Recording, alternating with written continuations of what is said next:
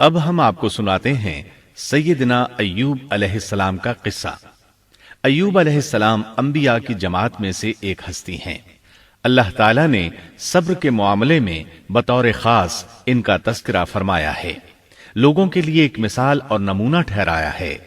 آپ کا نسب نامہ یوں ہے: ایوب بن موس بن رازح بن عیس بن اسحاق بن ابراہیم علیہ السلام، یہ سیدنا اسحاق علیہ السلام کی نسل میں سے ہیں۔ ابراہیم علیہ السلام کے دو صاحبزادے تھے، اسماعیل علیہ السلام اور اسحاق علیہ السلام۔ ان کے بعد سب کے سب انبیاء کرام اسحاق علیہ السلام کی نسل سے تھے، سوائے نبی کریم صلی اللہ علیہ وسلم کے۔ آپ اکیلے سیدنا اسماعیل علیہ السلام کی نسل سے ہیں۔ اسحاق علیہ السلام کے بیٹے ہیں یعقوب علیہ السلام۔ انہی یعقوب علیہ السلام کو اسرائیل بھی کہا جاتا ہے۔ اسی نسبت سے بنی اسرائیل کا مطلب ہے یعقوب علیہ السلام کی آل اولاد۔ یعقوب علیہ السلام کے 12 بیٹے تھے۔ ان کے بیٹوں کو اسباط بھی کہتے ہیں۔ ان کا تذکرہ قرآن میں بھی آتا ہے۔ اب سوال یہ ہے کہ جن اسباط کا تذکرہ قرآن مجید میں انبیاء کرام علیہم السلام کے ساتھ کیا گیا ہے، کیا وہ یعقوب علیہ السلام کے بیٹے تھے یا ان بیٹوں کی اولاد میں سے تھے؟ اکثر علماء کرام نے یہ اشارہ دیا ہے کہ اسباط لفظ سے جن انبیاء کرام علیہم السلام کی طرف اشارہ کیا گیا ہے وہ یعقوب علیہ السلام کے بیٹے نہیں ہیں، اس لیے کہ انہوں نے تو یوسف علیہ السلام کے قتل کی کوشش کی تھی، اپنے والد سے جھوٹ بولا تھا، ایسے اور بھی غلط کام کیے تھے، تو ان حرکات کے کرنے والے انبیاء نہیں ہو سکتے، جبکہ اسباط سے مراد وہ انبیاء کرام ہوں گے جو ان بیٹوں کی نسل سے آئے ہوں گے۔ بنی اسرائیل کے 12 قبیلے تھے اور قبیلے کو سبط بھی کہتے ہیں، اس لیے انہیں اسباط بھی کہا جاتا ہے، یعنی بنی اسرائیل ان قبیلوں میں تقسیم ہو گئے۔ اسی طرح سیدنا ایوب علیہ السلام سیدنا اسحاق علیہ السلام کی اولاد میں سے ہوئے۔ سورہ انعام آیت 84 میں اللہ فرماتے ہیں: وَمِن ذُرِّيَّتِهِ دَاوُودَ وَسُلَيْمَانَ وَأَيُّوبَ وَيُوسُفَ وَمُوسَى وَهَارُونَ،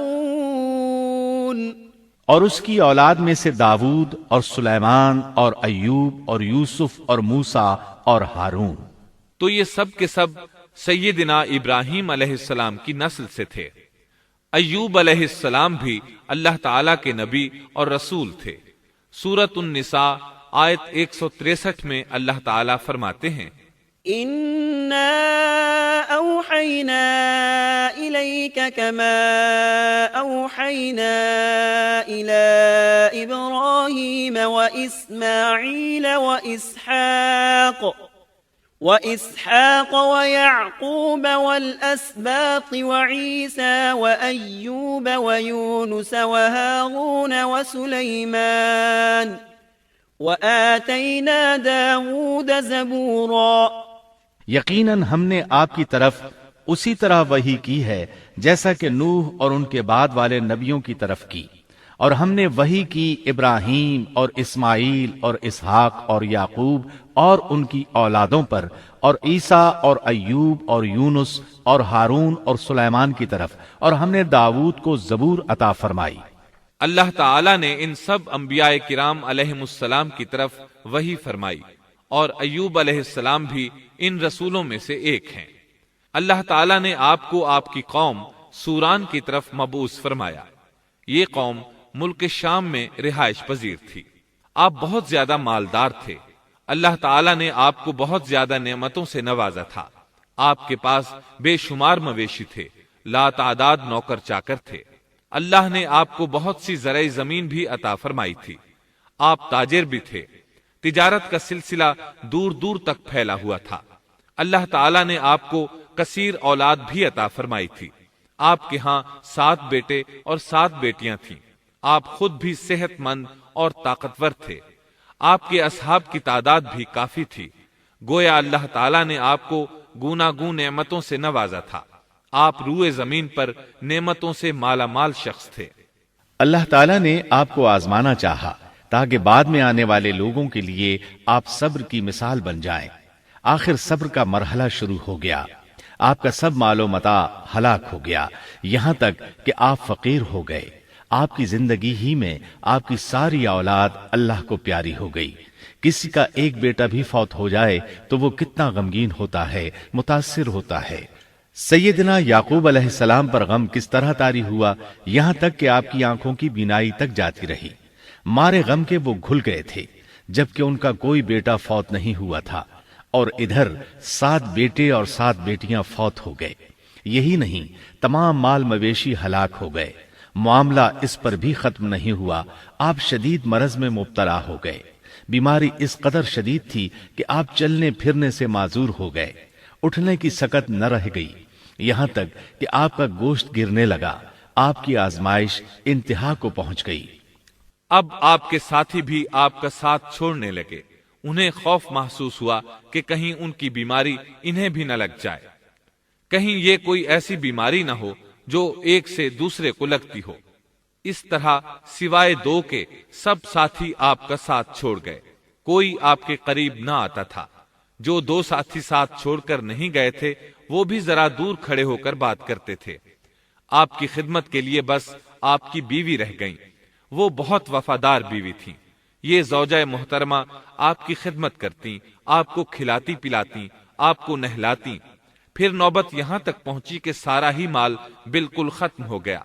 اب بیوی صاحبہ نے اجرت پر لوگوں کے گھروں میں کام کرنا شروع کیا تاکہ کچھ کما کر لائیں اور خاوند پر خرچ کر سکیں۔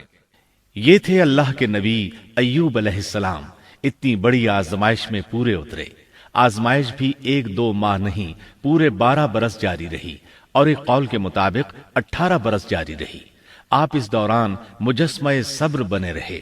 آپ نے کبھی کسی سے شکوہ تک نہ کیا، یہاں تک کہ کبھی زوجہ محترمہ سے بھی شکوہ نہ کیا۔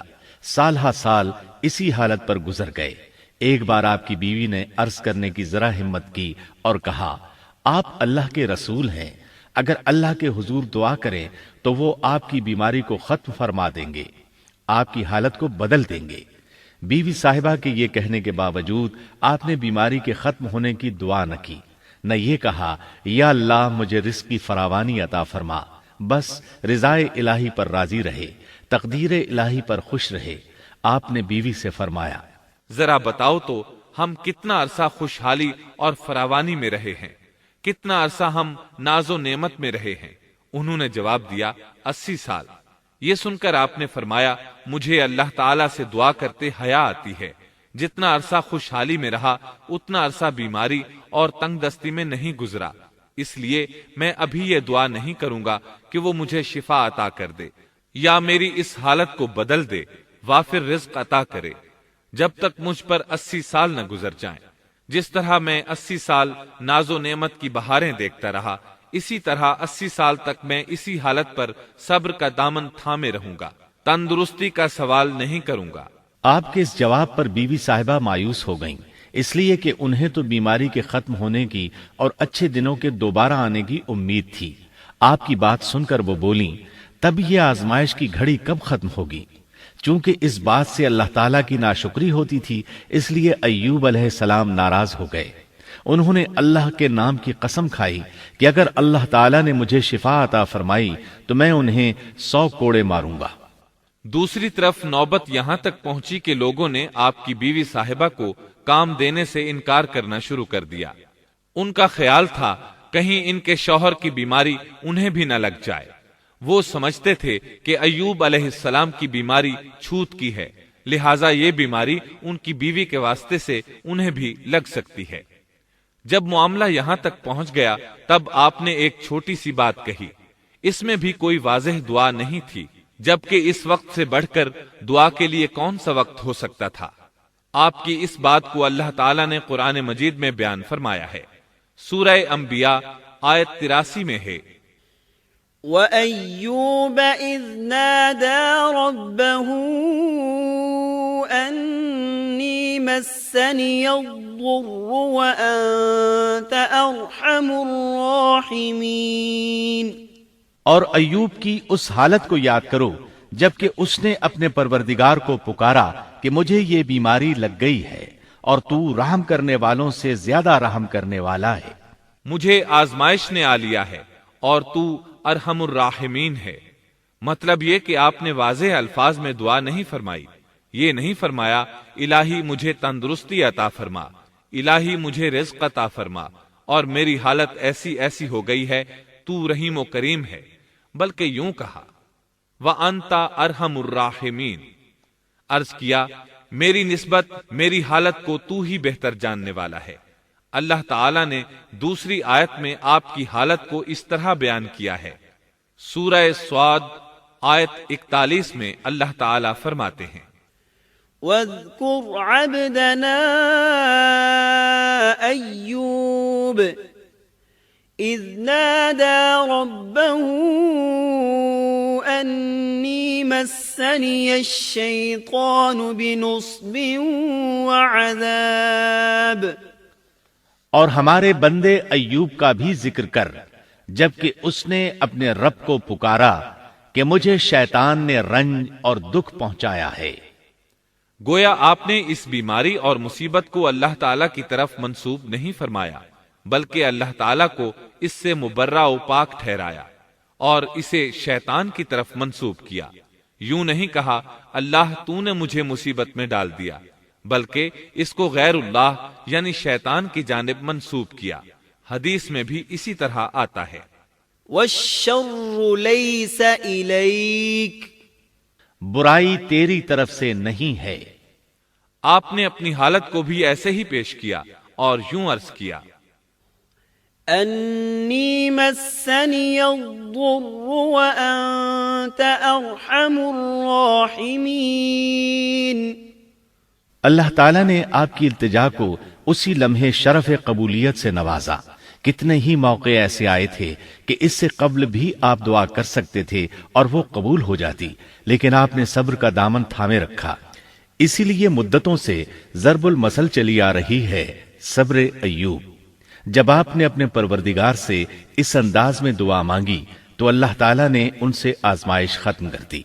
اللہ تعالیٰ سورہ صاد آیت 42 میں فرماتے ہیں اركض برجلك هذا مغتسل بارد وشراب، اپنا پاؤں مارو، یہ نہانے اور پینے کے لیے ٹھنڈا پانی ہے۔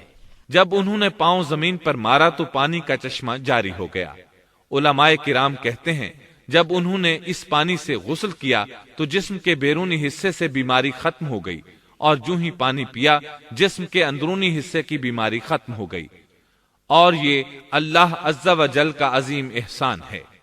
پھر سے بالکل تندرست بن گئے، ان کی صحت و توانائی لوٹ آئی، ایسے صحت مند ہو گئے جیسے پہلے کبھی ہوا کرتے تھے۔ ان کی زوجہ محترمہ باہر سے گھر آئیں تو بالکل نہ پہچان سکیں۔ ان سے پوچھنے لگیں کیا آپ نے اللہ کے نبی میرے خاوند یعنی مرض میں مبتلا شخص کو دیکھا ہے؟ اللہ کی قسم جب میرے خاوند صحت مند تھے تو بالکل آپ جیسے تھے، میں نے آپ سے بڑھ کر ان سے ملتا جلتا آدمی آج تک نہیں دیکھا۔ اس پر ایوب علیہ السلام بولے کیا تم نے مجھے پہچانا نہیں؟ انہوں نے حیران ہو کر پوچھا آپ کون ہیں؟ تب وہ بولے میں ایوب ہوں۔ وہ بولیں سبحان اللہ، اس کا مطلب ہے بیماری ختم ہو گئی، اللہ تعالیٰ کا احسان ہو گیا۔ اس کے بعد اللہ تعالیٰ نے انہیں اہل و عیال کی نعمتیں بھی لوٹا دیں، ان کے مویشی بھی انہیں واپس مل گئے۔ سیدنا ابن عباس رضی اللہ عنہما فرماتے ہیں اللہ تعالیٰ نے صرف انہیں ہی اپنے فضل و کرم سے نہیں نوازا بلکہ ان کے ساتھ ان کی اہلیہ کو بھی اپنے خاص فضل و کرم سے نوازا، اس لیے کہ انہوں نے بھی اس عظیم آزمائش میں صبر کیا تھا، عظیم صبر کا مظاہرہ کیا تھا۔ اللہ تعالیٰ نے ان کی جوانی کو بھی لوٹا دیا۔ ان سے سیدنا ایوب علیہ السلام کے ہاں 26 بیٹے بیٹیاں پیدا ہوئے۔ یہ روایت بھی ملتی ہے کہ 26 بیٹے ہی بیٹے تھے، بیٹیاں اس کے علاوہ تھیں۔ اللہ تعالیٰ سورہ انبیاء آیت 84 میں فرماتے ہیں وَآتَيْنَاهُ أَهْلَهُ وَمِثْلَهُمْ مَعَهُمْ رَحْمَةً مِّنْ عِنْدِنَا وَذِكْرَى لِلْعَابِدِينَ۔ ہم نے اس کو اہل و عیال عطا فرمائے، بلکہ ان کے ساتھ ویسے ہی اور اپنی خاص مہربانی سے تاکہ سچے بندوں کے لیے سبب نصیحت ہو۔ مطلب یہ کہ ان کی جوانی واپس کر دی، مال و دولت لوٹا دیا، اور یہ چیزیں انہیں فوراً واپس کر دی تھیں۔ جسمانی صحت بھی واپس فرمائی اور دنیاوی دولت بھی واپس کر دی۔ امام بخاری، امام احمد اور دیگر محدثین نبی کریم صلی اللہ علیہ وسلم سے روایت بیان کرتے ہیں کہ نبی کریم صلی اللہ علیہ وسلم نے فرمایا، جب سیدنا ایوب علیہ السلام غسل فرما رہے تھے تو ان پر ٹڈیوں کی موسلا دھار بارش ہونے لگی۔ یہ ٹڈیاں کیا تھیں؟ وہ سونے کی ٹڈیاں تھیں۔ اللہ تعالیٰ ان کو غسل کے دوران ہی اتارنے لگے۔ ایوب علیہ السلام نے ان کو کپڑے میں جمع کرنا شروع کیا۔ اس پر اللہ تعالیٰ نے فرمایا، اے ایوب، کیا میں نے تجھے مالدار نہیں بنا دیا؟ اس نئے نازل ہونے والے مال سے بے پرواہ نہیں بنا دیا؟ ایوب علیہ السلام نے عرض کیا، جی ہاں میرے پروردگار، لیکن میں آپ کی رحمت اور برکت سے تو بے پرواہ نہیں ہو سکتا۔ بلا یا رب ولكن لا غنى لي عن بركتك۔ ہاں اے رب، لیکن میں تیری برکت سے دور کیسے رہ سکتا ہوں؟ ان کا مال و دولت سب واپس مل گیا، اہل و عیال بھی مل گئے، صحت بھی پلٹ آئی۔ یہ سب اللہ کے خاص فضل و کرم سے تھا اور اس عظیم صبر کے صلے میں تھا جو انہوں نے کیا تھا۔ اللہ تعالیٰ نے ان کی اہلیہ محترمہ پر بھی نرمی فرمائی، جیسا کہ سورہ صاد آیت 44 میں فرماتے ہیں، وَخُذْ بِيَدِكَ ضِغْثًا۔ اور اپنے ہاتھ میں تنکوں کی ایک جھاڑو پکڑو۔ بالکل باریک تنکوں کی ایک جھاڑو لو، اس میں 100 تنکے ہوں، ان کو اکٹھا کر لو۔ اس کے بعد فرمایا، فَاضْرِبْ بِهِ وَلَا تَحْنَثْ۔ جھاڑو سے اسے مار اور قسم کے خلاف نہ کر۔ مطلب یہ کہ ایوب علیہ السلام نے اپنی بیوی کو 100 کوڑے مارنے کی قسم کھائی تھی۔ اللہ نے یہ تدبیر سمجھائی کہ 100 تنکوں کا جھاڑو لے کر ایک بار انہیں مارو اور قسم پوری کرو، قسم کی خلاف ورزی نہ کرو۔ اس طرح آپ کی قسم بھی پوری ہو جائے گی اور بیوی کو بھی تکلیف نہیں پہنچے گی۔ تو اس طرح اللہ تعالیٰ نے ان کی زوجہ محترمہ پر خاص مہربانی فرمائی۔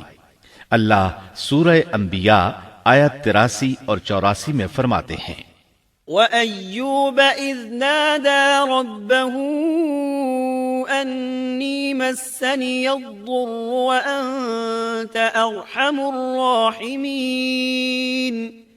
فَاسْتَجَبْنَا لَهُ فَكَشَفْنَا مَا بِهِ مِنْ ضُرٍّ وَآتَيْنَاهُ أَهْلَهُ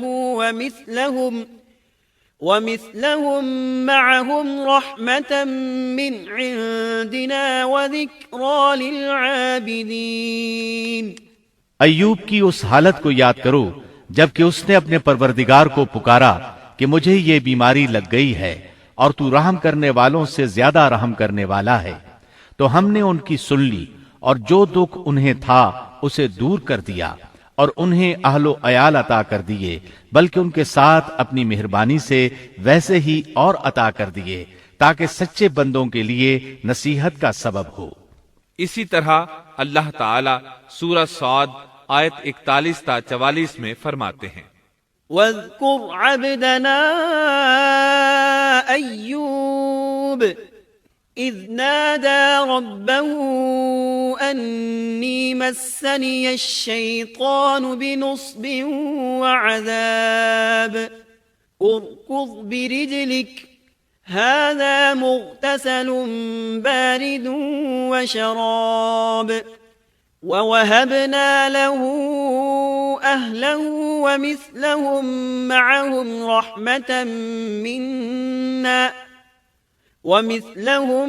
مَعَهُمْ رَحْمَةً مِّنَّا وَذِكْرَى لِأُولِي الْأَلْبَابِ وَخُذْ بِيَدِكَ ضِغْثًا فَاضْرِبْ بِهِ وَلَا تَحْنَثْ إِنَّا وَجَدْنَاهُ صَابِرًا نِعْمَ الْعَبْدُ إِنَّهُ أَوَّابٌ۔ اور ہمارے بندے ایوب کا بھی ذکر کیجئے جب انہوں نے اپنے رب کو پکارا کہ مجھے شیطان نے رنج اور دکھ پہنچایا ہے۔ اپنا پاؤں مارو، یہ پینے اور نہانے کے لیے ٹھنڈا پانی ہے، اور ہم نے انہیں ان کا پورا کنبہ عطا فرمایا، بلکہ اس کے ساتھ اپنی خاص رحمت سے اور عقل مندوں کی نصیحت کے لیے اتنا ہی اور بھی عطا کر دیا، اور اپنے ہاتھ میں تنکوں کی ایک جھاڑو لے کر مار دیں اور قسم کے خلاف نہ کریں۔ سچ تو یہ ہے کہ ہم نے اسے بڑا صابر بندہ پایا، وہ بہت نیک تھے اور بہت ہی رغبت رکھنے والے تھے۔ یہ ذکر تھا سیدنا ایوب علیہ السلام کا جو اختتام کو پہنچا۔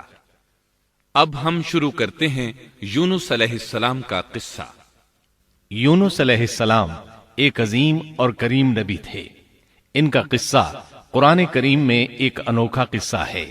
آپ کے والد کا نام متا تھا اور آپ سیدنا ابراہیم علیہ السلام کی نسل سے تھے۔ آپ کا ایک نام ذوالنون بھی ہے، یعنی مچھلی والے۔ النون کا مطلب ہے مچھلی۔ اسی طرح آپ کو صاحب الحوت بھی کہا جاتا ہے۔ اللہ تعالیٰ نے آپ کو ان سب ناموں سے پکارا ہے۔ آپ کو ایک عظیم بستی کی طرف مبعوث کیا گیا۔ اس بستی کا نام نینوا تھا۔ یہ عراق کے شمال میں واقع تھی، موصل کے بالمقابل تھی۔ ان دونوں کے درمیان دریائے دجلہ واقع تھا۔ موصل دریائے دجلہ کے کنارے واقع تھا، جبکہ اس کے بالکل سامنے نینوا کی بستی تھی۔ امام ابن کثیر رحمت اللہ علیہ نے نینوا کے بارے میں اور ان آثار و باقیات کے بارے میں لکھا ہے جو ان کے زمانے میں موجود تھیں۔ وہاں کچھ بت تھے جو اوندھے منہ گرے پڑے تھے۔ اللہ تبارک و تعالی نے یونس علیہ السلام کو نینوا کی طرف رسول بنا کر بھیجا۔ سورۃ الصافات آیت 139 میں ہے، وَإِنَّ يُونُسَ لَمِنَ الْمُرْسَلِينَ، اور بے شک یونس رسولوں میں سے تھے۔ آگے اللہ آیت 147 میں فرماتے ہیں، وَأَرْسَلْنَاهُ إِلَى 100,000 أَوْ يَزِيدُونَ، اور ہم نے اسے 100,000 بلکہ اور زیادہ آدمیوں کی طرف بھیجا۔ یعنی ان کی تعداد 100,000 سے زیادہ تھی۔ رہا یہ سوال کہ لاکھ سے کتنے زیادہ تھے، اکثر علماء کرام نے وضاحت کی ہے کہ وہ 100,000 سے قریباً 20,000 زیادہ تھے۔ اس طرح بستی والوں کی تعداد 1,20,000 تھی، اور یہ سب کے سب کفر پر تھے۔ یونس علیہ السلام انہیں سال ہر سال دعوت دیتے رہے، لیکن وہ اپنے کفر ہی پر ڈٹے رہے۔ پھر انہوں نے سیدنا یونس علیہ السلام پر ظلم و جبر شروع کر دیا، انہیں دھمکیاں دیں، مصائب و آلام سے دوچار کیا۔ مطلب یہ کہ جس طرح دوسرے انبیاء کرام کے ساتھ کیا گیا، ان کے ساتھ بھی وہی سلوک ہوا۔ آخر آپ نے اپنی قوم کو اللہ کے عذاب سے آگاہ کرتے ہوئے اعلان فرما دیا کہ فلاں دن تم پر عذاب آ جائے گا۔ پھر خود غصے کی حالت میں اس بستی سے نکل گئے، جبکہ اللہ تعالیٰ نے انہیں متعین دن کی مہلت دینے کی اجازت تو دی تھی، لیکن اس بستی سے نکل جانے کا حکم نہیں دیا تھا۔ جب آپ نے انہیں یہ مہلت سنائی تو خود غصے کی حالت میں بستی سے نکل گئے۔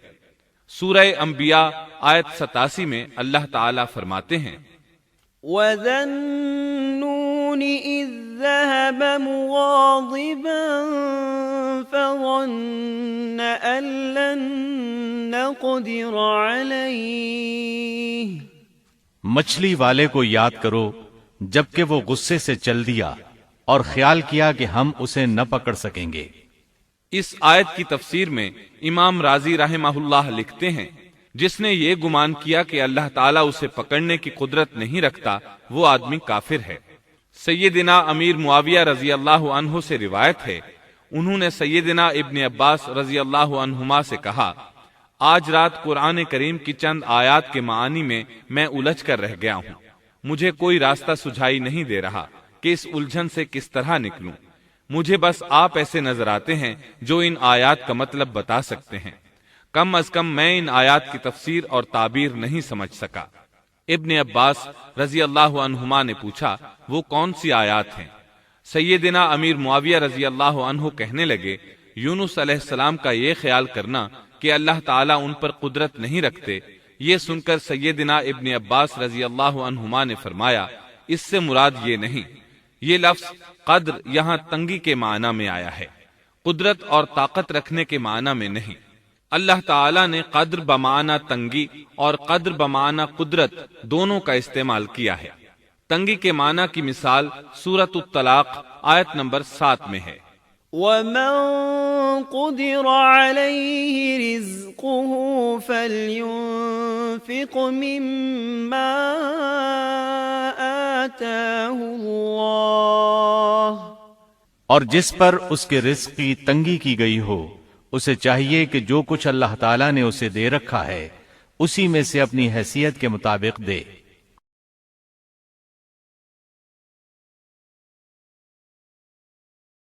تو اس آیت میں بھی یہی معنی مراد ہے کہ انہوں نے گمان کر لیا ہم ان پر تنگی نہیں کریں گے، یعنی ان کا خیال یہ تھا کہ اگرچہ وہ اللہ تعالیٰ کی اجازت کے بغیر نکل کھڑے ہوئے ہیں پھر بھی اللہ ان پر تنگی نہیں کریں گے، کیونکہ وہ اللہ کے ایک معزز نبی اور رسول ہیں، اور ان کی قوم کے لوگ اللہ کی گرفت اور اس کے عذاب کے مستحق ہیں، انہی پر اللہ کا عذاب نازل ہونے والا ہے۔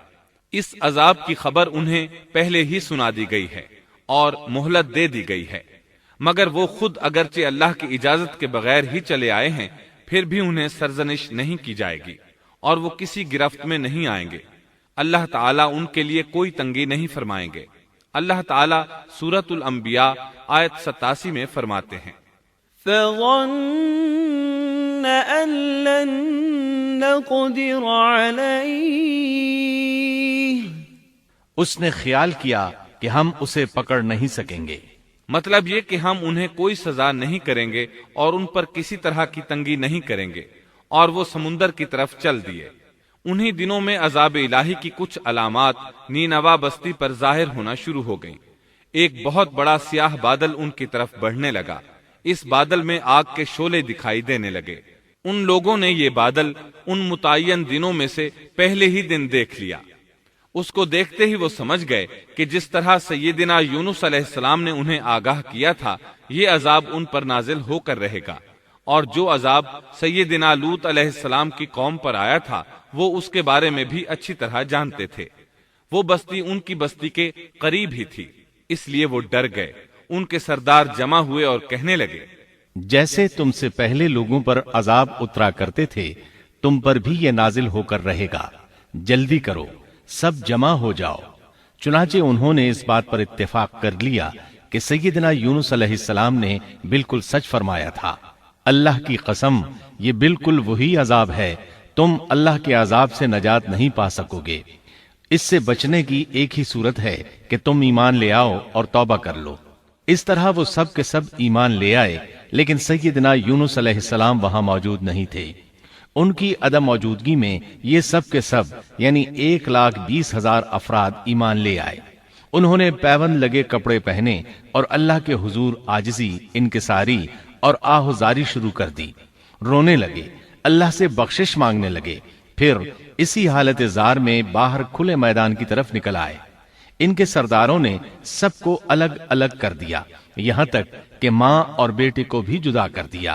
سب اپنی اپنی جگہ پر یعنی ماں اپنی جگہ پر اور بیٹا اپنی جگہ پر آہوزاری کرنے لگے تاکہ ان پر اللہ تعالیٰ کی رحمت نازل ہو جائے۔ یہ عذاب 3 دن تک ان کے سروں پر منڈلاتا رہا، اور یہ بھی مسلسل آہوزاری کرتے رہے، اپنی عاجزی ظاہر کرتے رہے، معافیاں مانگتے رہے۔ آخر کار اللہ تعالیٰ نے ان پر رحم و کرم فرما دیا اور عذاب کو ان سے پھیر دیا۔ اللہ تعالیٰ سورہ یونس آیت 98 میں فرماتے ہیں، فَلَوْلَا كَانَتْ قَرْيَةٌ آمَنَتْ فَنَفَعَهَا إِيمَانُهَا إِلَّا قَوْمَ يُونُسَ، چنانچہ کوئی بستی ایمان نہ لائی کہ ایمان لانا اس کے لیے فائدہ مند ہوتا سوائے یونس کی قوم کے۔ مطلب یہ کہ سابقہ امتوں میں سے کسی کے بارے میں یہ سننے میں نہیں آیا کہ پوری قوم ایمان لے آئی ہو۔ تمام بستیوں میں ایک بھی بستی ایسی نہیں تھی، بس ایک یونس علیہ السلام کی قوم ایمان لے آئی۔ اللہ تعالیٰ سورہ یونس آیت 98 میں فرماتے ہیں، لما آمنوا كشفنا عنهم عذاب الخزي في الحياة الدنيا ومتعناهم إلى حين۔ جب وہ ایمان لے آئے تو ہم نے رسوائی کے عذاب کو دنیاوی زندگی میں ان پر سے ٹال دیا اور ان کو ایک وقت تک کے لیے زندگی سے فائدہ اٹھانے کا موقع دیا۔ مطلب یہ کہ ہم نے انہیں دنیاوی زندگی کا لطف اٹھانے کا موقع دیا۔ اب اس قوم پر قیامت کے دن تک عذاب نہیں اترے گا۔ علامہ ابن کثیر رحمت اللہ علیہ فرماتے ہیں، اس آیت کریمہ کا مفہوم یہ ہے کہ کسی بستی کے تمام باشندے کسی نبی پر کبھی ایمان نہیں لائے، یا تو سب نے کفر کیا یا پھر اکثر نے کفر کیا، لیکن یونس علیہ السلام کی قوم واحد ایسی قوم ہے جو تمام کی تمام عذاب الہی کے آثار دیکھ کر ایمان لے آئی۔ سابقہ ادوار میں جتنی بھی بستیاں گزریں ان میں اہل ایمان کے ساتھ یا تو کفار رہے ہیں یا ان میں منافقین بھی رہے ہیں، سوائے یونس علیہ السلام کی قوم کے وہ سب کے سب کافر تھے، پھر سب کے سب ایمان لے آئے۔ یہ اللہ تعالیٰ کے عجائبات میں سے ہے اور اس کی قدرت اور رحمت کی نشانیوں میں سے ہے۔ اب دوسری طرف کی سنیے، یونس علیہ السلام کو کچھ معلوم نہیں تھا کہ ان کی قوم کے ساتھ کیا ہوا۔ آپ تو غصے کی حالت میں بستی سے نکل کر سمندر کی طرف چلے آئے تھے۔ آپ ایک کشتی کی طرف آئے، اس میں سواریاں اور ساز و سامان لدا ہوا تھا۔ اللہ تعالیٰ سورۃ الصافات آیت 140 میں فرماتے ہیں، اذ ابق الى الفلك المشحون، جب وہ بھاگ کر بھری کشتی پر پہنچے۔ کشتی روانہ ہوئی، موجیں اٹھیں، سمندر میں طغیانی آئی، یوں لگتا تھا کہ بس ابھی غرق ہوئے۔ کہنے لگے بوجھ ہلکا کرو، اپنا ساز و سامان سمندر میں پھینک دو۔ چنانچہ انہوں نے اپنا اپنا ساز و سامان سمندر میں پھینک دیا۔ اس طرح کشتی کچھ ہلکی ہو گئی، لیکن ضرورت کے مطابق ہلکی نہ ہو سکی۔ اب وہ کہنے لگے کسی کو سمندر میں گرانا ضروری ہے تاکہ کشتی مزید ہلکی ہو جائے، ورنہ یہ ڈوب جائے گی۔ جلدی کرو، قرع ڈالو۔ جس کے نام کا قرع نکلتا جائے اسے سمندر میں گراتے جاؤ اور بار بار یہ عمل دہراتے جاؤ یہاں تک کہ کشتی ہلکی ہو جائے۔ چنانچہ قرع ڈالا گیا۔ سب سے پہلے یونس علیہ السلام کا نام نکلا۔ سب کہنے لگے نہیں، یہ تو ایسے نہیں ہیں، ان کے چہرے پر تو سجدوں کے نشانات ہیں، انہیں رہنے دو، پھر قرع ڈالو۔ چنانچہ پھر قرع ڈالا گیا، پھر انہی کا نام نکلا۔ سب نے تعجب کیا۔ تیسری مرتبہ پھر قرع ڈالا گیا، اس بار پھر یونس علیہ السلام ہی کا نام نکلا۔ اللہ تعالیٰ سورۃ الصافات آیت 141 میں فرماتے ہیں، فساهم فكان من المدحضين، پھر قرآن اندازی ہوئی تو یہ مغلوب ہو گئے۔ ہر بار انہی کا نام نکلا۔ آخر کار ان لوگوں نے انہیں پکڑ کر سمندر میں گرا دیا۔ فالتقمه الحوت، تو پھر انہیں مچھلی نے نگل لیا۔ حوت بڑی مچھلی کو کہتے ہیں۔ اللہ تعالیٰ نے حوت کو القاء فرمایا، انہیں کھانا نہیں، نہ ان کے جسم کو کوئی گزند پہنچے۔ یہ اس مچھلی کو اللہ تعالیٰ کے احکامات تھے۔ اللہ تعالیٰ سورۃ الصافات آیت 142 میں فرماتے ہیں، فالتقمه الحوت وهو مليم، تو پھر انہیں مچھلی نے نگل لیا اور وہ خود اپنے آپ کو ملامت کرنے لگے۔ یعنی وہ سمجھ گئے کہ بار بار جو ان کا نام قرآن اندازی میں نکلتا رہا ہے تو وہی مقصود ہیں۔ چنانچہ خود کو ملامت کرنے لگے، اور یہ ملامت توبہ کی ابتدا ہے کہ انسان خود کو ملامت کرتا ہے۔ اب یونس علیہ السلام مچھلی کے پیٹ میں تھے۔ اللہ کی قدرت، آپ مچھلی کے پیٹ میں 3 دن تک رہے۔ بعض روایات میں 7 دن اور زیادہ سے زیادہ مدت 40 روز آئی ہے۔ آپ نے مچھلی کے پیٹ میں اللہ تعالیٰ کو پکارا۔ اللہ سورۃ الانبیاء آیت 87 میں فرماتے ہیں، فنادى في الظلمات، آخر کار وہ اندھیروں کے اندر سے پکار اٹھے۔ علماء نے یہاں 3 اندھیروں کا ذکر کیا ہے، مچھلی کے پیٹ کا اندھیرا، سمندر کا اندھیرا اور رات کا اندھیرا۔ گویا ان پر یہ سارے اندھیرے اکٹھے ہو گئے تھے۔ اللہ سورۃ الصافات آیت 143 اور 144 میں فرماتے ہیں، فلولا أنه كان من المسبحين للبث في بطنه إلى يوم يبعثون، پس اگر یہ پاکی بیان کرنے والوں میں سے نہ ہوتے تو لوگوں کے اٹھائے جانے کے دن تک اس کے پیٹ ہی میں رہتے۔ مطلب یہ کہ اگر آپ اللہ تبارک و تعالی کی تسبیح نہ بیان کرتے تو مچھلی کے پیٹ ہی میں رہتے۔ آپ نے دعا نہیں مانگی بلکہ اللہ عز و جل کی تسبیح بیان کی۔ روایات میں یوں بھی آتا ہے کہ جب مچھلی آپ کو سمندر کی اتھاہ گہرائی میں لے گئی تو آپ وہاں آبی مخلوقات کی تسبیحات کی آوازیں سننے لگے۔ گویا اللہ تعالیٰ نے انہیں القاء فرمایا کہ آپ بھی تسبیح کریں۔ اللہ سورۃ الانبیاء آیت 87 میں فرماتے ہیں، فنادى في الظلمات أن لا إله إلا أنت سبحانك إني كنت من الظالمين۔ بالآخر وہ اندھیروں کے اندر سے پکار اٹھا کہ الہی تیرے سوا کوئی معبود نہیں، تو پاک ہے، بے شک میں ظالموں میں ہو گیا۔ چنانچہ یونس علیہ السلام نے اس تسبیح کے الفاظ کو یوں ادا فرمایا، لا إله إلا أنت سبحانك إني كنت من الظالمين۔ امام احمد، امام ترمذی، امام نسائی اور دیگر ائمہ رحمہم اللہ نے یہ حدیث نقل کی ہے کہ یونس علیہ السلام کی وہ دعا جو انہوں نے مچھلی کے پیٹ میں مانگی تھی وہ یہی ہے، لا إله إلا أنت سبحانك إني كنت من الظالمين۔ جو بھی مسلمان یہ دعا اپنی کسی حاجت میں مانگے گا اللہ تعالیٰ اس کی دعا ضرور قبول فرمائے گا۔ یہ دعائے مستجاب ہے، مقبول دعاؤں میں سے ہے۔ اسی دعا کے بعد اللہ تعالیٰ نے یونس علیہ السلام کو اس پریشانی سے نجات عطا فرمائی۔ اللہ سورۃ الانبیاء آیت 88 میں فرماتے ہیں، فاستجبنا له ونجيناه من الغم وكذلك ننجي المؤمنين۔ تو ہم نے اس کی پکار سن لی اور اسے غم سے نجات دے دی، اور ہم ایمان والوں کو اسی طرح بچا لیا کرتے ہیں۔ ایک صحابی نے نبی کریم صلی اللہ علیہ وسلم سے پوچھا، اے اللہ کے رسول صلی اللہ علیہ وسلم، یونس علیہ السلام نے جو دعا مچھلی کے پیٹ میں مانگی کیا وہ صرف انہی کے لیے تھی یا ان کے بعد اہل ایمان کے لیے بھی ہے؟ تو آپ نے فرمایا، یہ دعا یونس علیہ السلام کے لیے خاص تھی اور سب اہل ایمان کے لیے عام ہے۔ کیا تم نے اللہ تعالیٰ کا یہ فرمان نہیں سنا؟ وَكَذَلِكَ نُنْجِي الْمُؤْمِنِينَ۔ اور ہم ایمان والوں کو اسی طرح بچا لیا کرتے ہیں۔ جو بھی اس دعا کو پڑھے گا اللہ اسے رنج و غم سے نجات دیں گے۔ ایک قول کے مطابق تقریباً 40 روز آپ کی شب و روز یہی دعا رہی۔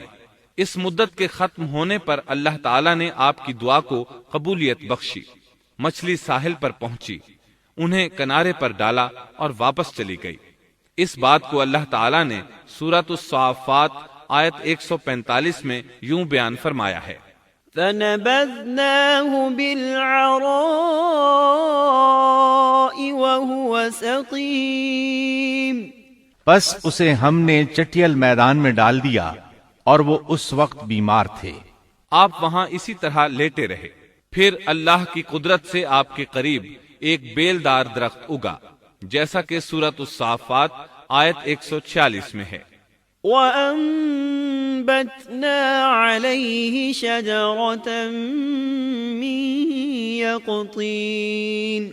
اور اس پر سایہ کرنے والا ایک بیلدار درخت ہم نے اگا دیا۔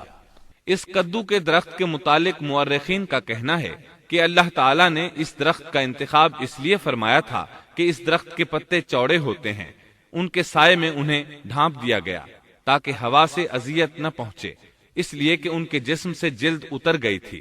پھر اس درخت سے خوشکن خوشبو بھی آتی تھی، اس خوشبو نے انہیں فرحت بخشی۔ پھر کدو کی خوشبو میں ایک خصوصیت یہ تھی کہ حشرات الارض کو دور رکھتی ہے۔ اللہ تعالیٰ نے انہی خصوصیات کی وجہ سے اس بیلدار درخت کا انتخاب فرمایا تھا تاکہ آپ ہر طرح کی تکلیف سے محفوظ رہیں۔ یہ ہے اللہ کی قدرت۔ سبحان اللہ۔ اسی طرح مفسرین یہ بھی کہتے ہیں کہ اللہ تعالیٰ نے ان کے پاس ایک پہاڑی بکری بھیج دی، وہ آپ کے قریب آتی اور آپ کے سر کے اوپر اپنی ٹانگیں پھیلائے کھڑی ہو جاتی، اس طرح اس کے تھن آپ کے منہ میں چلے آتے اور آپ ان سے خواہش کے مطابق دودھ پیتے۔ یہ تھا آپ کا کھانا اور پینا۔ رفتہ رفتہ آپ کی حالت بہتر ہو گئی، توانا اور تندرست ہو گئے، پھر آپ اٹھنے کے قابل ہو گئے، اور یہ سب اللہ تعالیٰ کی مہربانی سے ہوا۔ جب آپ کی صحت لوٹ آئی تو اللہ تعالیٰ نے آپ کو پھر آپ کی قوم کی طرف بھیجا، جیسا کہ سورۃ الصافات آیت 148 میں ہے۔ وَأَرْسَلْنَاهُ إِلَى 100,000 أَوْ يَزِيدُونَ فَآمَنُوا فَمَتَّعْنَاهُمْ إِلَى حِينٍ۔ اور ہم نے اسے 1,00,000 بلکہ اور زیادہ آدمیوں کی طرف بھیجا، پس وہ ایمان لے آئے اور ہم نے انہیں ایک زمانے تک عیش و عشرت دی۔ وہ سب کے سب آپ پر ایمان لے آئے تھے۔ اللہ تعالیٰ نے اس قصے کے ذریعے نبی کریم صلی اللہ علیہ وسلم کو اشارہ فرمایا ہے کہ دعوت دیتے ہوئے اکتانا نہیں۔ اللہ سورۃ القلم آیت 48 میں فرماتے ہیں، وَلَا تَكُن كَصَاحِبِ الْحُوتِ، اور مچھلی والے کی طرح نہ ہو جائیے۔ ان لوگوں کو دعوت حق دیتے رہیے۔ دیکھیے وہ سال ہر سال دعوت دیتے رہے لیکن اکتائے نہیں، ان سے مایوس نہیں ہوئے۔ ان کی پوری بستی میں سے ایک بھی ان پر ایمان نہیں لایا تھا، لیکن جب ان سے مایوس ہو گئے تو انہیں اللہ کے عذاب سے آگاہ کر دیا اور منہ پھیر کر چل دیے تو وہ سب کے سب ایمان لے آئے۔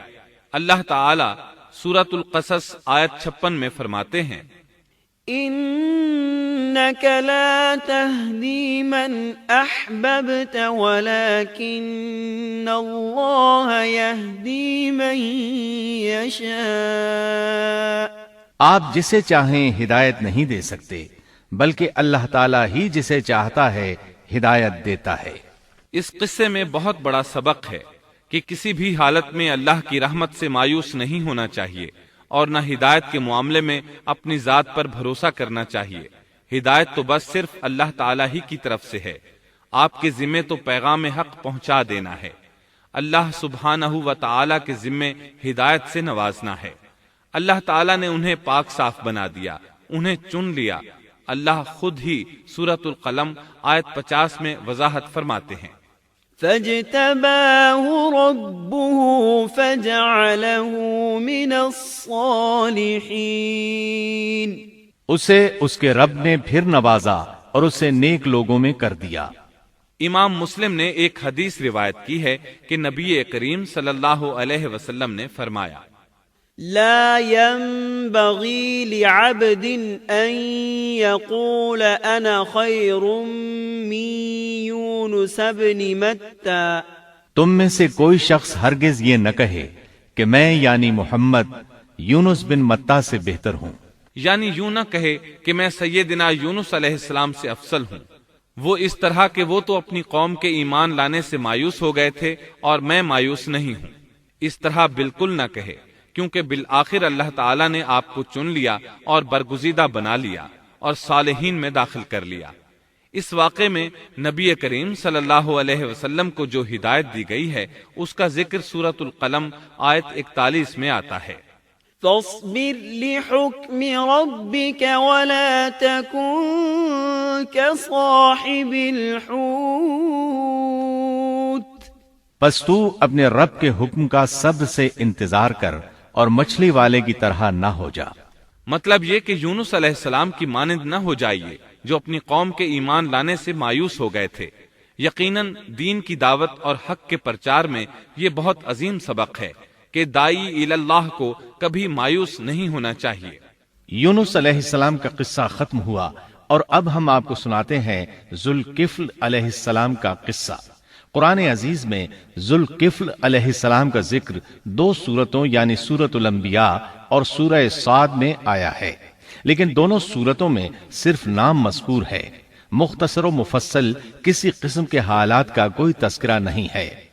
سورۃ الانبیاء آیت 85 اور 86 میں اللہ تعالیٰ فرماتے ہیں، وإسماعيل وإدريس وذا الكفل كل من الصابرين وأدخلناه في رحمتنا إنهم من الصالحين۔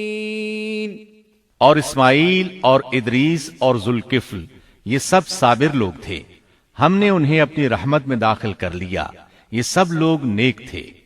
اللہ تعالیٰ سورہ صاد آیت 48 میں فرماتے ہیں، واذكر إسماعيل واليسع وذا الكفل وكل من الأخيار۔ اسماعیل، یسع اور ذوالکفل کا بھی ذکر کر دیجئے، یہ سب بہترین لوگ تھے۔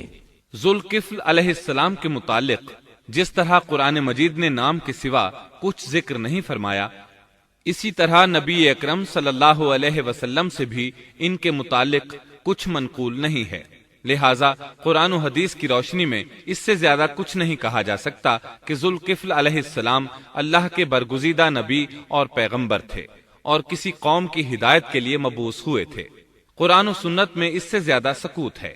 باقی رہا سیر و تواریخ میں ان کا ذکر، تو کافی تفتیش و جستجو کے بعد بھی ہمیں اس سلسلے میں ایسی ٹھوس معلومات نہیں مل سکیں جن کے ذریعے سے ذوالکفل علیہ السلام کے حالات و واقعات پر مزید روشنی پڑ سکے، چنانچہ تورات بھی خاموش ہے اور اسلامی تاریخ بھی۔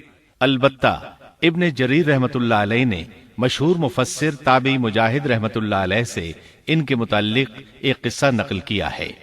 اسی طرح امام ابن ابی حاتم نے اسی قصے کے قریب کچھ آثار عبداللہ بن عباس اور ابو موسیٰ اشعری رضی اللہ عنہم سے نقل فرمائے ہیں۔ یہ طویل روایات ہیں۔ ان میں ہے کہ ابن عباس اور ابو موسیٰ اشعری رضی اللہ عنہم فرماتے ہیں کہ ذوالکفل نبی نہیں تھے، بلکہ وہ ایک نیک اور صالح آدمی تھے۔ لیکن ایک تو یہ روایات سند کے اعتبار سے ضعیف ہیں، دوسرا یہ کہ ابن عباس اور ابو موسیٰ رضی اللہ عنہم جیسے جلیل القدر صحابہ اور مجاہد رحمت اللہ علیہ جیسے عظیم تابعی سے یہ ناممکن ہے کہ وہ ذوالکفل علیہ السلام کے متعلق یہ فرمائیں کہ وہ نبی نہیں بلکہ ایک نیک مرد تھے۔ شاہ عبد القادر رحمت اللہ علیہ کا موقف ہے کہ ذوالکفل ایوب علیہ السلام کے بیٹے تھے اور انہوں نے اللہ کی خاطر کسی آدمی کی ضمانت دی تھی جس کی پاداش میں ان کو کئی برس قید کی تکالیف برداشت کرنا پڑی۔ چنانچہ شاہ صاحب اپنی تفسیر موضح القرآن میں لکھتے ہیں کہ ذوالکفل ایوب علیہ السلام کے بیٹے تھے، ایک شخص کے ضامن ہو کر کئی برس قید رہے اور اللہ کی خاطر یہ مشقت سہی۔ موجودہ دور کے بعض مفسرین کا خیال ہے کہ ذوالکفل حزقیل علیہ السلام کا لقب ہے۔ ایک دوسرے مفسر کی عجیب و غریب رائے یہ ہے کہ ذوالکفل گوتم بدھ کا لقب ہے، کیونکہ اس کے دارالسلطنت کا نام کفل تھا، جس کا معرب کفل ہے، اور عربی میں ذو صاحب اور مالک کے لیے آتا ہے، اور صاحب مال کے لیے ذو مال اور مالک شہر کے لیے ذو بلد کے الفاظ کثرت سے استعمال ہوتے ہیں، لہٰذا یہاں بھی کفل کے مالک و بادشاہ کو ذوالکفل کہا گیا ہے۔ اس مفسر نے یہ بھی دعویٰ کیا ہے کہ گوتم بدھ کی اصل تعلیم توحید اور حقیقی اسلام ہی کی تعلیم تھی، مگر اس کی موجودہ صورت دوسرے ادیان کی طرح محرف اور مسخ شدہ ہے۔ لیکن یہ اقوال قیاس و آراء سے زیادہ تاریخی حیثیت سے کوئی وقت نہیں رکھتے۔ ہم اس تعصب کے قائل نہیں ہیں کہ اگر صحیح تاریخ سے یہ ثابت ہو جائے کہ قرآن نے جن انبیاء کے صرف نام ذکر کیے ہیں ان کا مصداق فلاں برگزیدہ ہستی ہے، اور اس کا انکار صرف اس لیے کر دیا جائے کہ اس سے پہلے چونکہ ایسی بات کسی نے نہیں کہی اس لیے یہ قابل رد ہے۔ یقیناً ہم اس حقیقت کو تسلیم کرتے ہیں کہ تاریخی حقائق کی جستجو کا باب بند نہیں ہوا، اور آئے دن نئی تحقیقات سامنے آ رہی ہیں اور جدید انکشافات ہو رہے ہیں، بلکہ ان کے ذریعے قرآن مجید اور احادیث رسول کے بیان کردہ واقعات کی تصدیق ہوتی چلی جا رہی ہے۔ ملحد و بے دین لوگ ان کا انکار اس لیے کرتے اور کرتے آ رہے ہیں کہ تاریخ اور فلسفہ ان کا ساتھ نہیں دیتے، لیکن اگر قرآن کریم کی بیان کردہ کسی ہستی کے متعلق مزید انکشافات روشنی میں آئیں تو ہمارے لیے انکار کا باعث نہیں بلکہ مخالفین پر مزید حجت اور دلیل ہیں۔ لیکن اس حقیقت کے اقرار کے باوجود اس سے یہ بھی لازم نہیں آتا کہ کسی واقعے کے متعلق کوئی شخص اگر محض اپنے وہم و گمان اور قیاس و انداز سے بے دلیل کوئی بات کر دے تو ضرور اس کو مان لیا جائے۔ چنانچہ ذوالکفل علیہ السلام کو گوتم بدھ قرار دینا ابھی تک اس سے زیادہ کوئی حیثیت نہیں رکھتا۔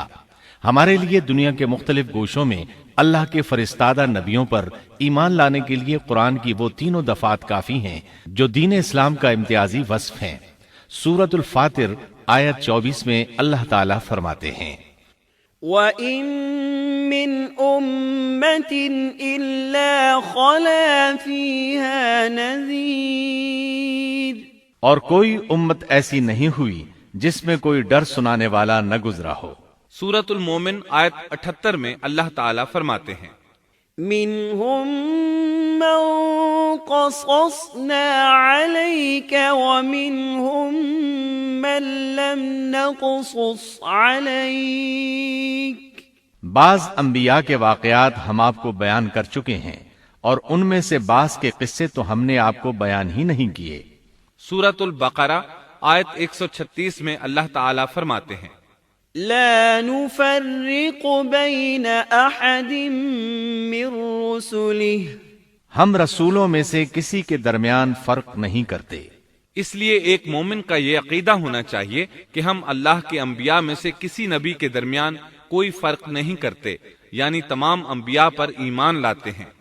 اس صاف اور واضح عقیدے کے بعد اگر ہمارے سامنے کسی ملک اور کسی خطے کے انبیاء اور رسول کے واقعات نہیں بھی آئے تو اس کے اسباب و وجوہات اور ہیں، لیکن جہاں تک ان پر ایمان لانے کا تعلق ہے وہ اختصار سے بھی کافی ہے، اور ان کی تفصیلات سے آگاہی ہماری رشد و ہدایت کے مقاصد یعنی اللہ پر ایمان اور نیک اعمال کے لیے ضروری نہیں ہے، خصوصاً جبکہ اللہ تعالیٰ نے ہم پر یہ حقیقت بھی قرآن مجید میں واضح کر دی ہے کہ نبی اکرم صلی اللہ علیہ وسلم خاتم النبیین ہیں اور تمام سچے ادیان کی صحیح اور حقیقی تعلیم کی تصدیق کر کے ان کو بلند درجات کے درجہ کمال تک پہنچانے والے ہیں، جیسا کہ سورۃ المائدہ آیت 3 میں اللہ تعالیٰ فرماتے ہیں اليوم اکملت لکم دینکم واتممت علیکم نعمتی ورضیت لکم الاسلام دینا، آج میں نے تمہارے لیے دین کو کامل کر دیا اور تم پر اپنا انعام بھرپور کر دیا اور تمہارے لیے اسلام کے دین ہونے پر رضامند ہو گیا۔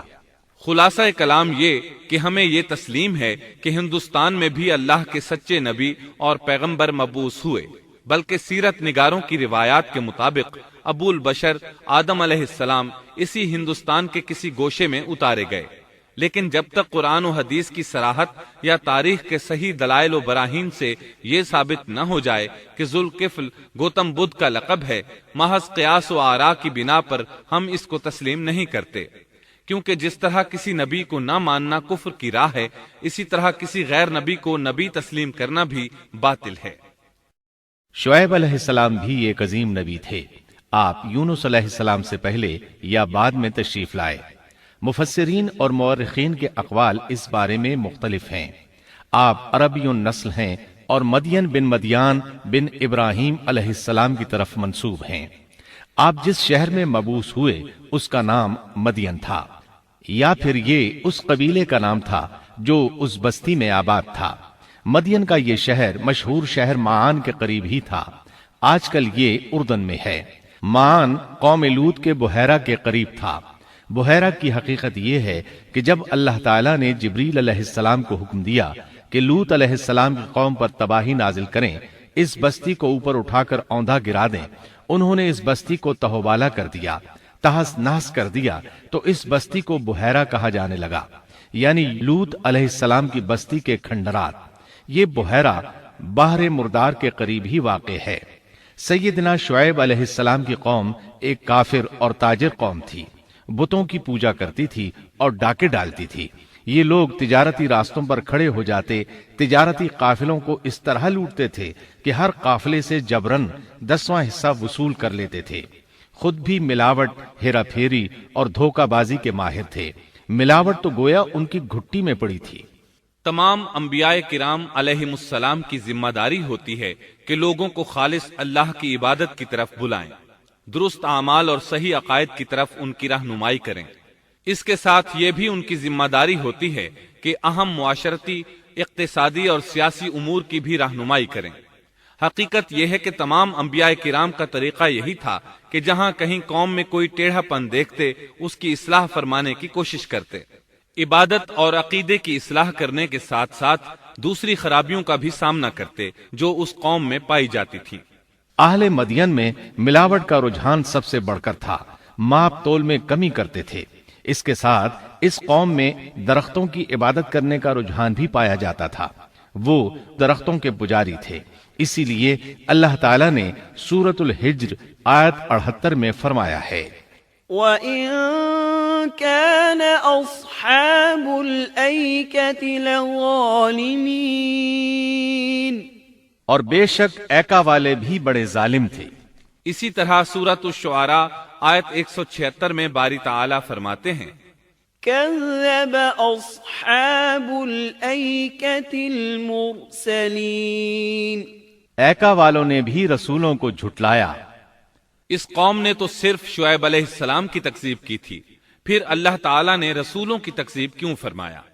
اس کا جواب یہ ہے کہ ایک رسول اور نبی کی تکذیب تمام انبیاء کرام کی تکذیب ہے، کیونکہ سب انبیاء کرام کی دعوت ایک ہے، سب کے سب ایک ہی دعوت دیتے رہے ہیں، سب کا ایک ہی اعلان تھا، ان اعبدوا اللہ واتقوہ واطیعون، تم اللہ کی عبادت کرو اور اسی سے ڈرو اور میرا کہنا مانو۔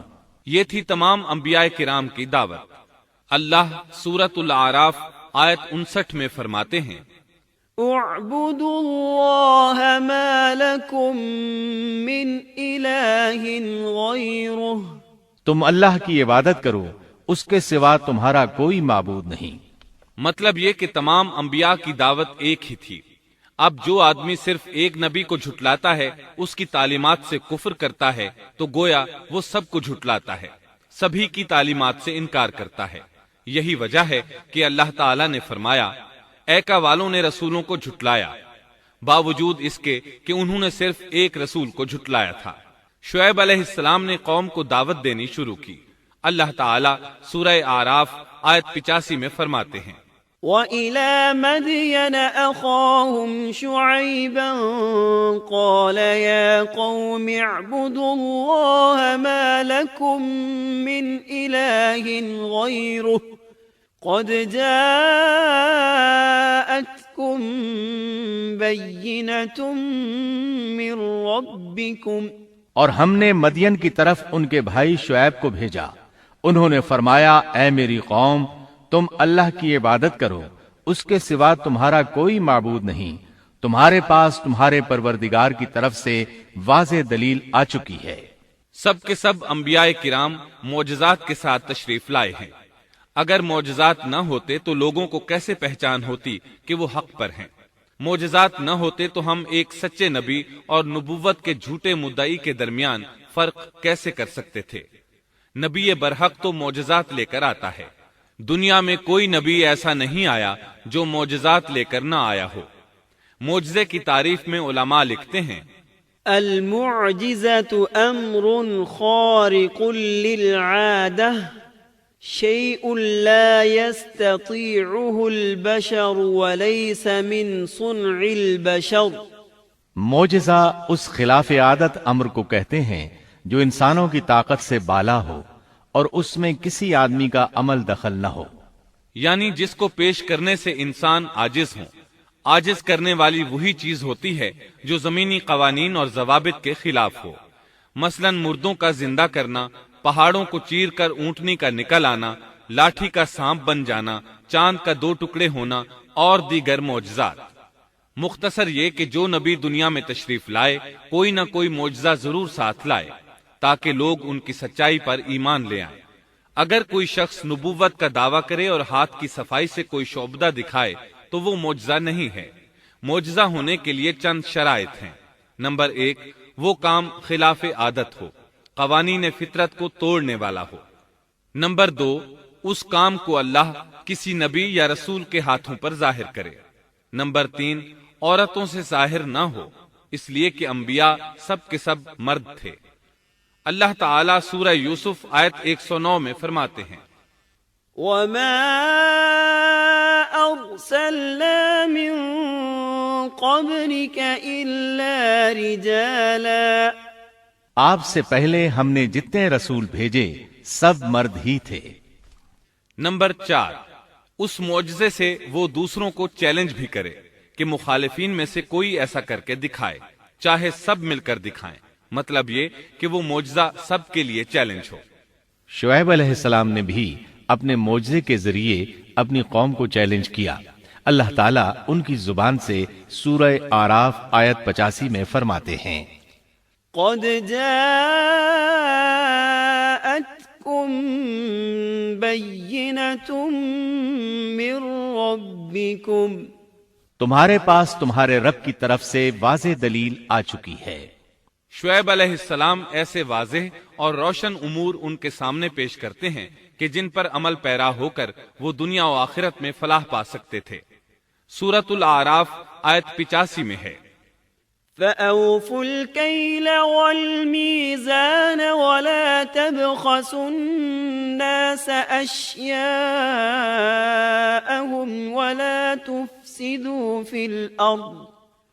ولا تفسدوا في الأرض بعد إصلاحها ذلكم خير لكم إن كنتم مؤمنين۔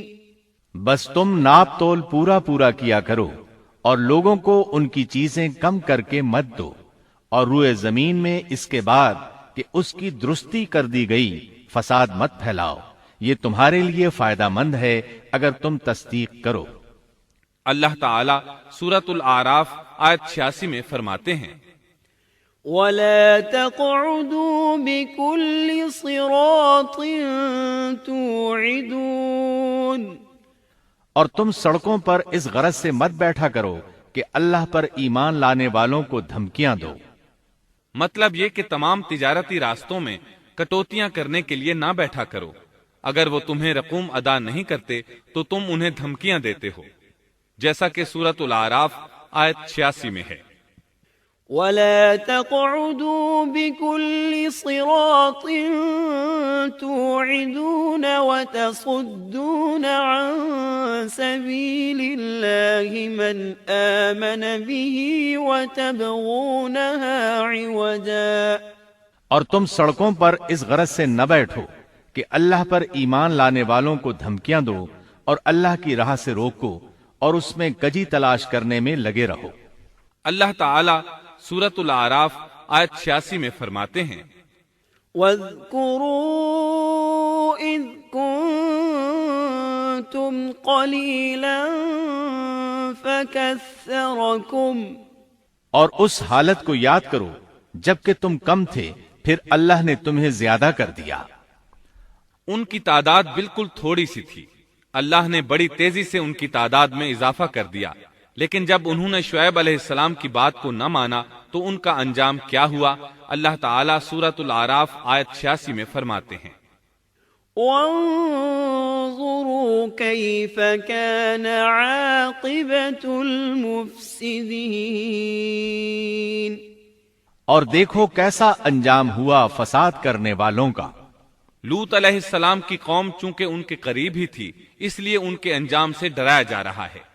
قوم لوط کا واقعہ ان کے ہاں مشہور تھا۔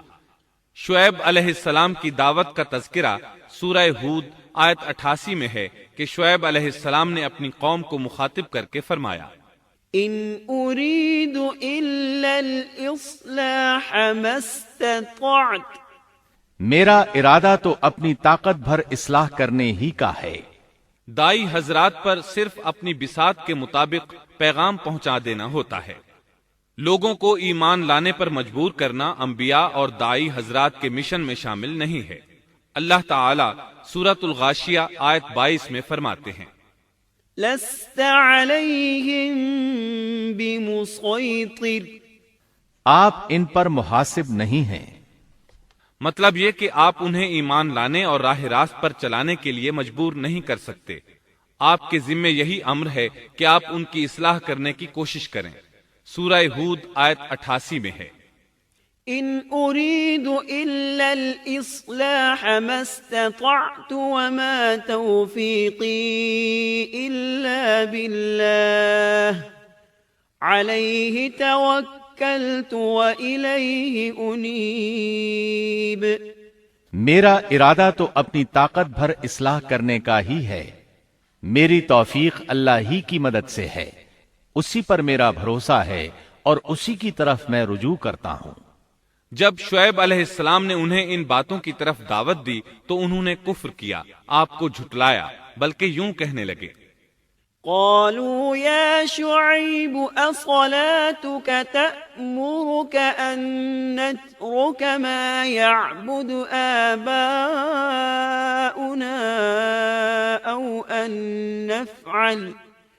أو أن نفعل في أموالنا ما نشاء.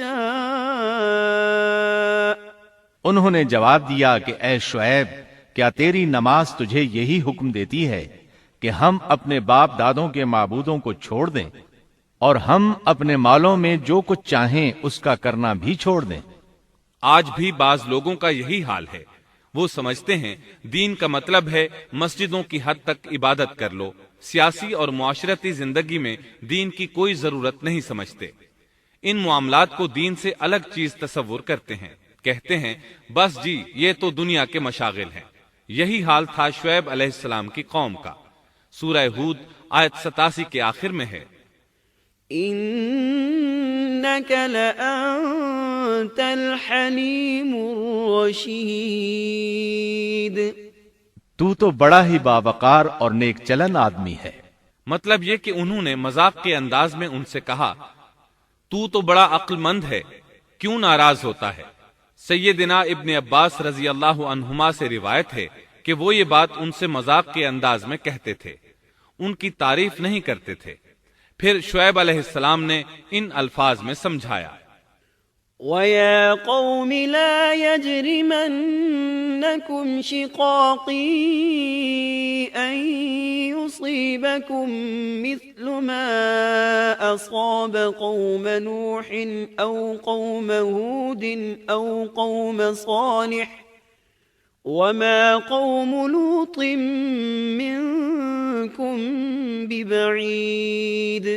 اور اے میری قوم، میرے خلاف ضد تمہارے لیے اس بات کا باعث نہ ہو جائے کہ تمہیں بھی ویسا ہی معاملہ پیش آ جائے جیسا قوم نوح یا قوم ہود یا قوم صالح کو پیش آ چکا ہے، اور قوم لوط تو تم سے کچھ دور نہیں. مطلب یہ تھا کہ قوم لوط تو تمہارے بالکل نزدیک تھی.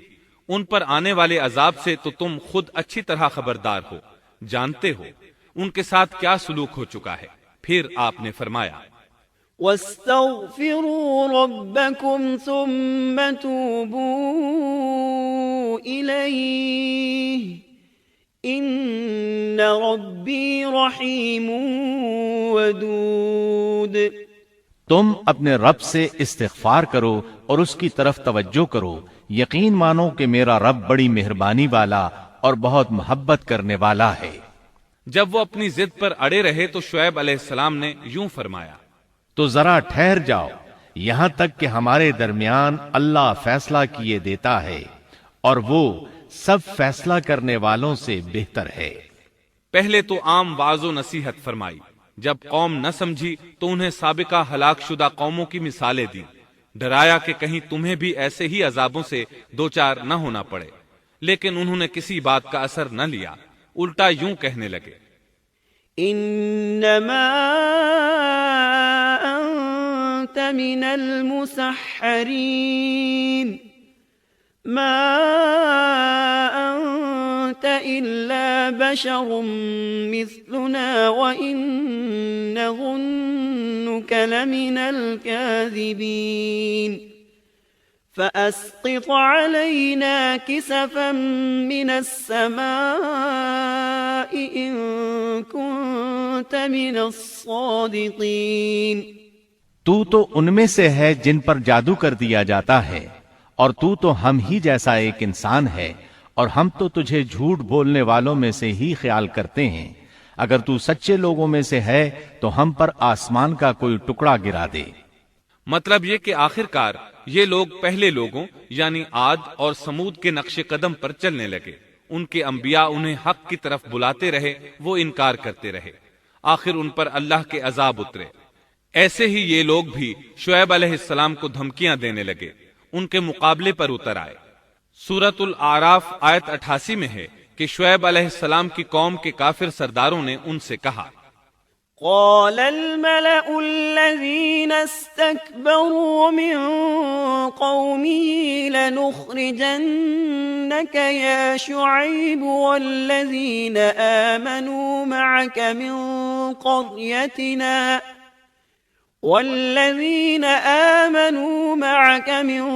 قريتنا أو لتعودن في ملتنا قال أولو كنا كارهين۔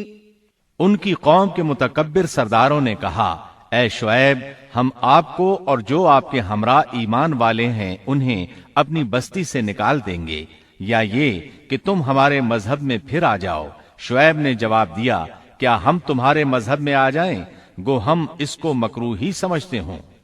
قوم کے سردار تکبر کرتے ہوئے مزید کہنے لگے کہ اگر تو اپنی دعوت پر اڑا رہا تو ہم تجھے مدین سے نکال دیں گے۔ جواب میں شعیب علیہ السلام نے کہا، اگر عذاب سے بچنا ہے تو میری بات مان لو۔ انہوں نے نہ صرف آپ کی بات ماننے سے انکار کر دیا بلکہ ان کا مذاق بھی اڑانے لگے۔ اس کا ذکر سورہ ہود آیت 91 میں آیا ہے۔ قالوا يا شعيب ما نفقه كثيرا مما تقول۔ انہوں نے کہا، اے شعیب، تیری اکثر باتیں تو ہماری سمجھ ہی میں نہیں آتی۔ شعیب علیہ السلام نے انہیں پھر سمجھایا تو وہ بولے، قالوا يا شعيب ما نفقه كثيرا مما تقول وإنا لنراك فينا ضعيفا ولولا رهطك لرجمناك وما أنت علينا بعزيز۔ اے شعیب، تیری اکثر باتیں تو ہماری سمجھ ہی میں نہیں آتی اور ہم تو تجھے اپنے اندر بہت کمزور پاتے ہیں۔ اگر تیرے قبیلے کا خیال نہ ہوتا تو ہم تجھے سنسار کر دیتے، اور ہم پر تمہارا دباؤ تو ہے ہی نہیں۔ اس پر آپ نے فرمایا، یا قوم ارہطی اعز علیکم من اللہ۔ اے میری قوم کے لوگو، کیا تمہارے نزدیک میرے قبیلے کے لوگ اللہ سے بھی زیادہ عزت والے ہیں؟ مطلب یہ کہ تم میری قوم قبیلے سے تو ڈرتے ہو لیکن اللہ تعالیٰ کا تمہیں کچھ بھی ڈر نہیں۔ اس موقع پر انہوں نے اپنی قوم کو یوں خبردار کیا، وَيَا قَوْمِ اعْمَلُوا عَلَى مَكَانَتِكُمْ إِنِّي عَامِلٌ سَوْفَ تَعْلَمُونَ مَن يَأْتِيهِ عَذَابٌ يُخْزِيهِ وَمَنْ هُوَ كَاذِبٌ وَارْتَقِبُوا إِنِّي مَعَكُمْ رَقِيبٌ۔ اے میری قوم، اب تم اپنی جگہ عمل کیے جاؤ، میں بھی عمل کر رہا ہوں۔ بہت جلد تمہیں معلوم ہو جائے گا کہ کس کے پاس وہ عذاب آتا ہے جو اسے رسوا کر دے اور کون ہے جو جھوٹا ہے۔ تم بھی انتظار کرو، میں بھی تمہارے ساتھ انتظار کرتا ہوں۔ پھر آپ نے دعا فرمائی، اے اللہ، میرے اور میری قوم کے درمیان فیصلہ کر دے۔ ادھر قوم کے لوگ انہیں بستی سے نکالنے اور سنسار کرنے کی دھمکیاں دینے لگے۔ آپ کی دعا کے الفاظ سورہ اعراف آیت 99 میں آئے ہیں، ربنا افتح بیننا وبین قومنا بالحق وانت خیر الفاتحین۔ اے ہمارے پروردگار، ہمارے اور ہماری قوم کے درمیان حق کے موافق فیصلہ کر دے، اور تو سب سے اچھا فیصلہ کرنے والا ہے۔ آخر کار فیصلے کی گھڑی آ پہنچی۔ اللہ تعالیٰ نے سیدنا شعیب علیہ السلام اور ان پر ایمان لانے والوں کو نجات عطا فرمائی، اور ان کی قوم پر عجیب و غریب عذاب نازل ہونا شروع ہوا، اور عذاب صرف ایک ہی قسم کا نہیں تھا، کئی نوعیتوں اور شکلوں میں آیا۔ اللہ سبحانہ و تعالی ہمیں اپنی قدرت کی نشانیاں دکھاتے ہیں کہ قوم عاد کس طرح تند و تیز ہواؤں سے تباہ کی گئی، جبکہ شعیب علیہ السلام کی قوم کو اس کے بالکل برعکس عذاب دیا گیا۔ اللہ تعالیٰ نے ہوا کو روک لیا، حالت ایسی ہو گئی کہ ہوا بالکل نہ چلی، گرمی اور حرارت تیز ہو گئی۔ پھر اللہ تعالیٰ نے بستی سے باہر ایک بادل بھیجا، اس کے نیچے سایہ تھا، بچے، بوڑھے، جوان اور عورتیں سبھی اس سائے میں جگہ پانے کے لیے بھاگے تاکہ گرمی سے بچ سکیں۔ آخر بادل کے نیچے پہنچ کر بیٹھ گئے۔ جو ہی سب وہاں پہنچ کر بیٹھے، ان کے نیچے کی زمین ہلنے لگی، ہچکولے کھانے لگی، یہاں تک کہ زلزلہ شروع ہو گیا، سب گھٹنوں کے بل گرتے چلے گئے۔ اسی وقت جبریل علیہ السلام تشریف لائے اور ایسی زوردار چیخ ماری کہ اس چیخ کی شدت کی تاب نہ لاتے ہوئے سب کے سب وہیں ڈھیر ہو گئے۔ اللہ تعالیٰ سورۃ الشعراء آیت 189 میں فرماتے ہیں، فَأَخَذَهُمْ عَذَابُ يَوْمِ الظُّلَّةِ، پس انہیں سائبان والے دن کے عذاب نے پکڑ لیا۔ جب انہوں نے سائے اور ہوا کو گم پایا تو بادل کو دیکھتے ہی اس کے سائے کی طرف لپکے، لیکن اس میں تو عذاب تھا، اور انہوں نے یہی تو کہا تھا، فَأَسْقِطْ عَلَيْنَا كِسَفًا مِّنَ السَّمَاءِ إِن كُنتَ مِنَ الصَّادِقِينَ، اگر تم سچے لوگوں میں سے ہو تو ہم پر آسمان کا کوئی ٹکڑا گرا دو۔ بس اللہ تعالیٰ نے آسمان سے ایسا ہی عذاب بھیج دیا۔ اللہ سورہ آراف آیت 91 میں فرماتے ہیں، فَأَخَذَتْهُمُ الرَّجْفَةُ فَأَصْبَحُوا فِي دَارِهِمْ جَاثِمِينَ، پس انہیں زلزلے نے آ پکڑا، سو وہ اوندھے کے اوندھے پڑے رہ گئے۔ اللہ تعالیٰ مزید فرماتے ہیں، سورہ ہود آیت 94 تا 95 میں ہے، وَلَمَّا جَاءَ أَمْرُنَا نَجَّيْنَا شُعَيْبًا وَالَّذِينَ آمَنُوا مَعَهُ بِرَحْمَةٍ مِّنَّا وَأَخَذَتِ الَّذِينَ ظَلَمُوا الصَّيْحَةُ فَأَصْبَحُوا فِي دِيَارِهِمْ جَاثِمِينَ كَأَن لَّمْ يَغْنَوْا فِيهَا أَلَا بُعْدًا لِّمَدْيَنَ كَمَا بَعِدَتْ ثَمُودُ۔ جب ہمارا عذاب آ پہنچا، ہم نے شعیب کو اور ان کے ساتھ تمام مسلمانوں کو اپنی خاص رحمت سے نجات بخشی، اور ظالموں کو سخت چنگھاڑ نے آ پکڑا جس سے وہ اپنے گھروں میں اوندھے پڑے رہ گئے، گویا کہ وہ ان گھروں میں کبھی بسے ہی نہ تھے۔